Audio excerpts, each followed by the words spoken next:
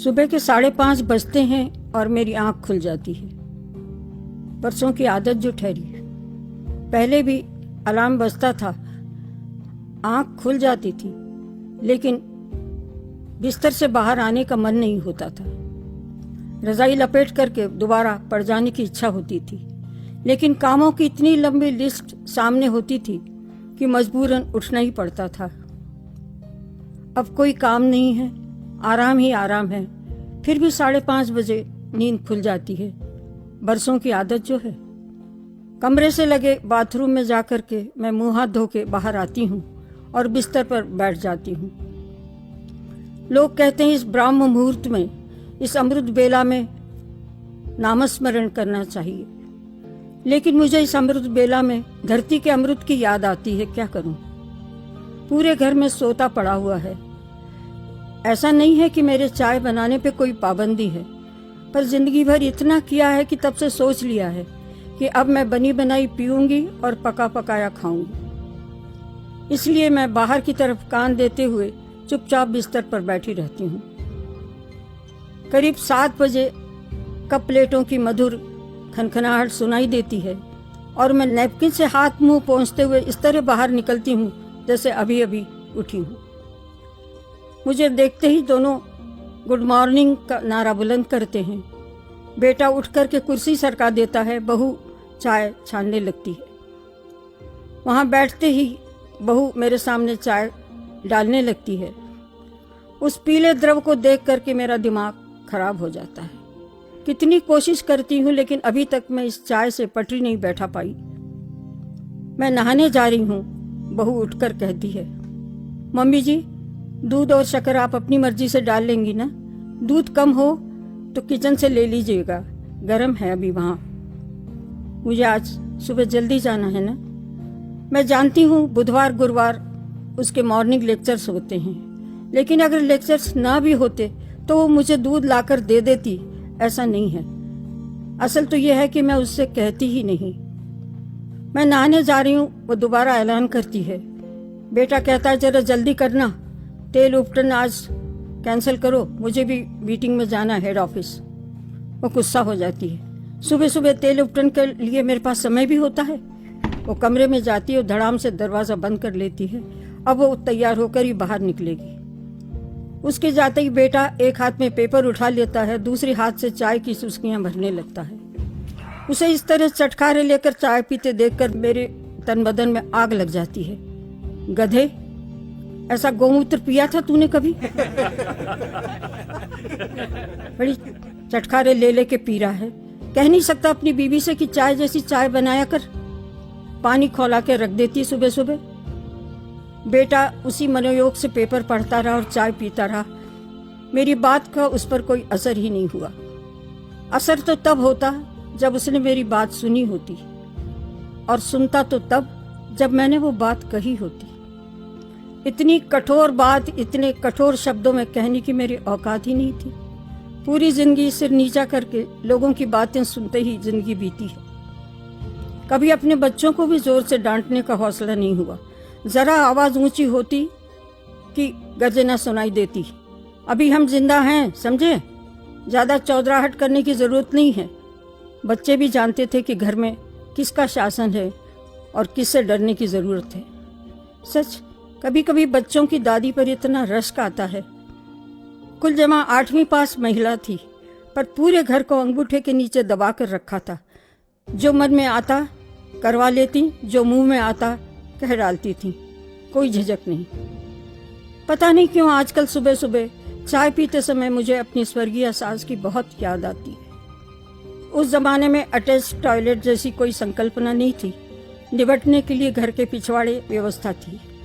वो दरवाज़ा खुलता और मैं चाय का पानी चढ़ा देती थी। सिर्फ पानी भर चढ़ाती थी, बहुत हुआ तो चीनी डाल दी। चाय डालने का सवाल ही नहीं था, क्योंकि आंगन में चलने वाला मंजर नामक कार्यक्रम कितनी देर चलेगा इसका कोई हिसाब नहीं था। मुझसे अपेक्षा ये की जाती थी कि जैसे ही वो आकर के चौकी पे विराजमान हो, चाय का कप उनके सामने हो। लेकिन सालों साल बीत गए, हमारी टाइमिंग कभी जमी ही नहीं। कभी ये होता कि मैं चाय छानती रहती और वो आकर के स्थानापन्न हो जाती। और फिर कहती, आज की तारीख में चाय मिलेगी।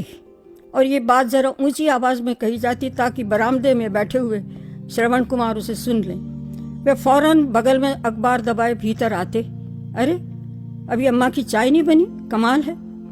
कभी ये होता कि वो दरवाजे में पांव देती और मैं चाय का कप लिए सामने। उनका पारा चढ़ जाता। ऐसी छाती पर मत खड़ी रहा करो, रखो कप नीचे और अपने काम से लगो। कप तो खैर मैं रख देती, पर काम से लगने का तो कोई सवाल ही नहीं था। ये तो घोर अवज्ञा होती। रसोई के दरवाजे से खड़ी हुई मैं उनके अगले आदेश की प्रतीक्षा करती रहती। वे इत्मीनान से साड़ी की पटलियां ठीक करती, आंचल से हाथ मुंह पोंछती, सिर पर हाथ फेरती, फिर चौकी पर बैठकर कमर में खुसा रुमाल निकालती, उससे अपने पैर रगड़ रगड़ कर पोंछती। गरज ये कि जितनी देर लगा सकती उतनी लगाती। फिर इत्मीनान से चाय का कप उठाती, एक घूंट भरती और फिर मेरी ओर आग्नेय नेत्रों से देखते हुए बोलती, कब बनाई थी ये चाय? कल रात को? मैं विनम्रता की प्रतिमूर्ति बनकर पूछती, ठंडी हो गई क्या? बर्फ हो तो दे दे, शरबत समझ के पी जाऊंगी। लाइए मैं गर्म करके लाती हूँ। वो कुछ नहीं बोलती, चाय का कप मेरे आगे सरका देती। इस बार मैं खूब खौला के लाती, बिल्कुल उसका रंग ही बदल जाता। वो कहती, देवी मैंने गर्म करने के लिए कहा था, तू तो काढ़ा बना के ले आई है, दूध डाल थोड़ा।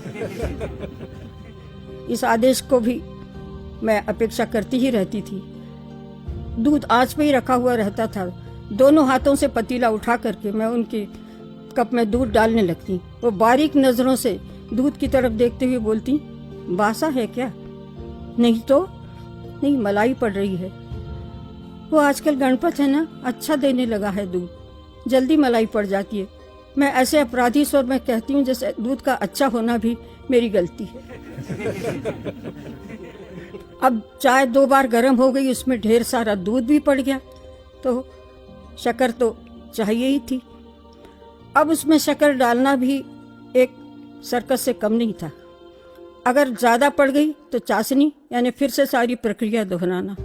और अगर हाथ रोक के डाला कि सुनना पड़ता, जरा खुले हाथ से डालो देवी, ये झांसी वालों का घर नहीं है कि 2 किलो शक्कर में पूरा महीना निकाल दिया। बोरी भर शक्कर आती है मेरे घर में। अब सुबह सुबह झांसी वालों का उद्धार करने की कोई जरूरत नहीं थी, लेकिन 24 घंटे में जब तक एक बार मेरे पियर वालों का तर्पण न हो जाए, उन्हें खाना हजम नहीं होता था। राम राम करके वो चाय का कार्यक्रम समाप्त होता। उठते हुए कहती, मन नहीं भरा, दोबारा बनाओगी तो घूंट भर मेरे लिए भी बनाना, लेकिन जरा अच्छी। अब दोबारा बनाने के लिए मुझे क्या पागल कुत्ते ने काट खाया था? इसी एपिसोड में तो 15 मिनट रोज के खर्च हो जाते हैं। सुबह सुबह के 15-20 मिनट गृहिणी के लिए कितने महत्वपूर्ण होते हैं ये बताने की जरूरत नहीं, खासकर जब बच्चों के लिए 8:30 बजे टिफिन और बच्चों के पिता के लिए 10 बजे खाना तैयार करना होता है। इसके बाद भी उनके सुपुत्र कभी न कभी कह ही देते, अरे इतने साल हो गए, तुम्हें अब तक अम्मा का टेस्ट नहीं पता चला, कमाल है। कमाल तो थी ही, चाहे अम्मा की हो चाहे मेरी हो, लेकिन ये कमाल ये सर्कस में पूरे 23 साल तक करती रही। और तभी सोच लिया था कि अपनी बहू आएगी तो चाय तो मैं उसी से बनवाऊंगी। समय से अपनी बहू भी आई, लेकिन अपने किस काम की। बेटे की जॉब दिल्ली में थी, बहू भी नौकरी वाली।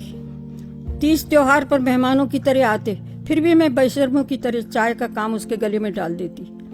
1-2 दिन तो इन्होंने सब्र किया, फिर बोले, देखो ये तुम्हारी बहू बहुत वाहियात चाय बनाती है, एकदम बकवास, उसे और कोई काम सौंप दो, चाय तुम ही बनाया करो। अब जो लड़की ढंग की चाय भी नहीं बना सकती, उसे मैं और कौन सा काम सौंपती, बस मैं ही खटती रही। इसके बाद लड़कियां अपने अपने घर की हो गईं, ये भी लंबी यात्रा पर चले गए। बेटा मुझे अपने पास ले आया और उसने कहा, मम्मा आपने जिंदगी में बहुत मेहनत की है, अब आप बिल्कुल आराम से रहिए, रसोई घर की तरफ झांकना भी नहीं। मन में कहा, बेटे मैं तो खुद ही ये सोच कर आई थी, तूने तो मेरे मन की बात कह दी। तब से मैंने अधपके चावल, बिना चुपड़ी रोटियां, पानी में छुकी सब्जियां और पारदर्शी दाल खाने की आदत डाल ली है। पर ये निगोड़ी चाय ये मेरे गले से नहीं उतरती, सुबह सुबह मेरे गले की फांस बन जाती है। बच्चों के कमरे का दरवाजा खुला, सुगंध का एक झोंका बाहर आया और बहुरानी बाहर आई। महाशय जी बाथरूम खाली है। थैंक यू मैडम करते हुए बेटा उठा। अखबार को तहाते हुए उसने मेरी कप की ओर देखा और बोला, अरे सुषमा डार्लिंग, तुमसे कितनी बार कहता हूँ कि मम्मी की चाय मत बनाया करो, उन्हें ऐसा गर्म पानी पीने की आदत नहीं है। मम्मा कल से आप अपनी चाय बना लिया करो। अरे यार, सुबह सुबह पहली चाय तो आदमी अपने मजे की पिए। बहू का चेहरा इतना सा निकल आया। सॉरी मम्मी जी, मैं कितनी कोशिश करती हूँ पर क्या करूँ, आपकी पसंद की चाय बनी नहीं पाती। आप एक काम कीजिए ना, अभी उमा आएगी ना 9 बजे, उससे कहिएगा बच्चों को बाद में जगाए, पहले आपकी चाय बना दे। बहुत स्मार्ट लड़की है, आप जैसी कहेंगी ना वैसी बना देगी। मैं चलूं? और उसने की स्टैंड से चाबी उठाई और फुर। मम्मा मैं नहाने जा रहा हूँ, बेटे ने कहा। नालायक, अपनी बीवी से कह नहीं सकता कि मेरी माँ को खालिस दूध की कड़क मीठी चाय बना के दे, उल्टा मुझसे कह रहा कि अपने आप बना लिया करो। जोरू का गुलाम कहीं का। जाहिर है ये बात भी मैंने अपने मन में ही कही। जोर से भी कहती तो सुनने के लिए कौन था। बेटा तो कब से बाथरूम में गुम हो गया था और उल्टी सीधी ताने फेंक रहा था। अब मेरे सामने केवल 2 ही विकल्प थे, या तो मैं अपनी पसंद की चाय बना के पीती या फिर उमा नामक उस सुकन्या का इंतजार करती। मुझे ये दोनों विकल्प नामंजूर थे। मैंने सामने रखा कप उठाया और एक घूंट में खाली करके नीचे रख दिया। कप नीचे रखते हुए मुझे याद आया कि चाय नामक वो तरल पदार्थ ठंडा तो खैर हो ही गया था, लेकिन उसमें मैं दूध और शक्कर डालना भी भूल गई थी।